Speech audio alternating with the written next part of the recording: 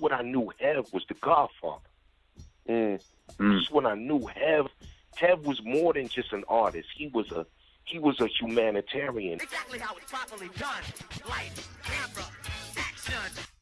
Beat in front of Big Lou's fighting in the street. It's more than just lyrics. And CL Smooth is going to break it down why it's more than just lyrics. This is the initial meeting between him and Trounle T-Roy. And they didn't meet on good terms. But CL Smooth is going to break it down how they met, how everything transpired. And also how he named Heavy D as the Godfather of Mount Vernon. Listen to him as CL Smooth breaks it down. Check it out. Okay, I'm on the block. The block is bubbling. I come off the bus because you got to take a bus to and from summer school when you in high school. So the bus go right to the block, just like the bus go right to my house. Okay, so I get off on the block. I'm not going to my house. The block is bubbling. Here he come with his new Jordans, his new niggas is doing it. Them niggas doing it. He's the champ. They doing it. He was already heavy in them? And he was already heavy into it with a couple of videos, all that. So he came with Right. people. Gotcha. They all chunky with the new form. I'm coming from summer school with my backpack. I got the backpack on. Backpack is the key. So back then you can't just my comrades wasn't nothing you can just come over to me and just smack me around. I'm sure they wanted to, because he had enough dudes with him. They asked my man, can he have a fair one? I don't know what they talking about, but he's still salty over the broad. Okay, so my man said, you can get a fair one. As soon as he said he could get a fair one, that's all I remember. Punches everywhere. I'm getting punches from everywhere. All over my body, all over my head, all over my back. Punches everywhere. Okay, so my comrades, they jump right on it, pull it off, you know. Okay, and now I'm dizzy. Now I'm bleeding. So my backpack is kind of lopsided. Don't let him leave here like that.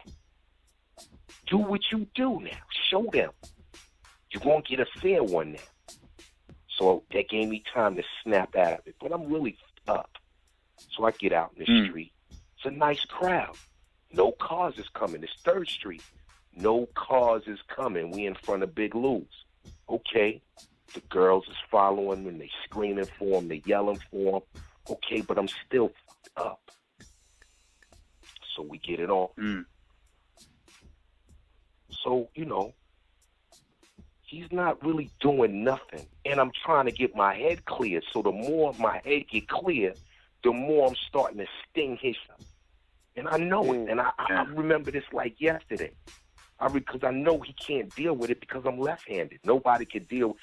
Everybody, when you're a young kid, you think right hand, right hand, right hand. But I'm going to come with the left hand. I'm going to come with an uppercut or a left hook or a straight left. You're not looking for that. You're not looking. So I'm setting up everything because I'm hungry, because I'm in the street, because that's all we got to play with. It's 5 minutes. You can get 5 minutes all day and all night. That's all I've been practicing is 5 minutes. He don't got 2 minutes in him. This ain't dancing. This is the dance. And we dancing. And we dancing. Now, it's starting to turn because I'm starting to get a rhythm of it. And as soon as I start getting a rhythm of it, he can't react to much because it's too much. All of a sudden, when I know that I can turn it, I get a punch in the back of my head. Damn. And it's his brother. And so, you know, I'm hurt again. So they break it up again. You can't be doing that when my man is getting, because I remember my homie saying, you can't do that when it start turning like it's getting juicy already. And I'm thinking to myself, I'm hurt. But where the cars at? Where the cars to like give me some time out? Because he punched me real hard. He punched me real hard in my head. So I'm dazed. My man said, the next time you do that, it's going to be a problem. So we set up again. Right. We're fighting again. Damn, y'all going in. And now it's starting to turn. Now he think he could lift me up. As soon as he think he could lift me up, he fall right into my... Now I'm ready to do it. My knees are on his shoulders, and his head is right where I need it to be. Head again. Harder. All I know is I see his brother just falling to the ground. I don't know nothing. My man hit him in the mouth. He just fall to the ground, but his brother's not getting up. And then the fight is over because his brother's not getting up. Right. And then his brother was in trouble, and then we was all in trouble because his brother was in a coma, and I felt that it was a real beef. You know what I'm saying? Over. You know what I'm saying? And his brother was in a coma, and nobody knowing what's going to happen. And then Hev pulled up on me on the block because, I'm a young one. What a young nigga do but go up on the block. I ain't hiding. You know what I'm saying? I'm not hiding. There's nowhere to hide. Everybody know what the fuck happened. So what is there to hide about? All of a sudden, Hev truck pull up on me. He said, get in.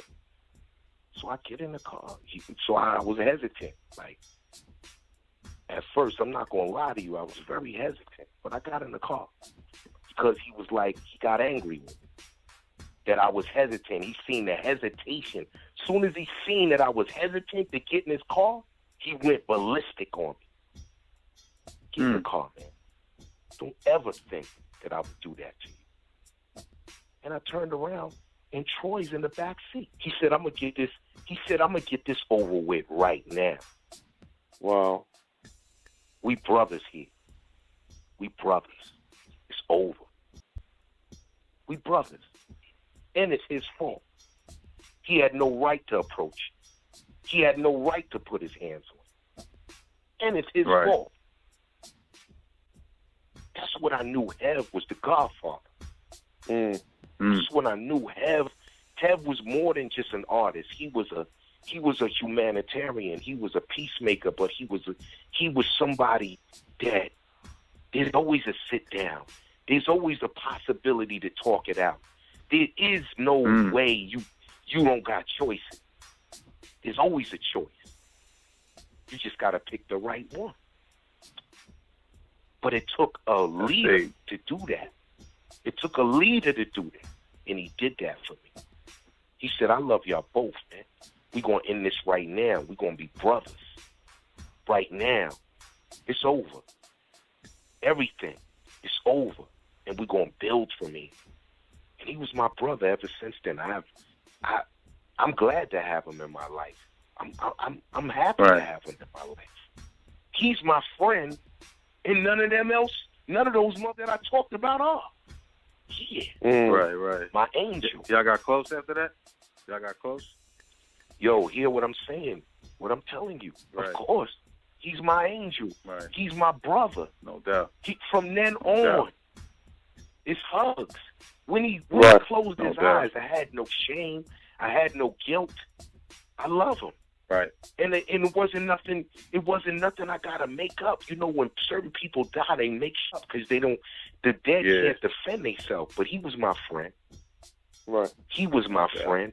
His people never came to me in the end and said, "Why are you making records about my son?"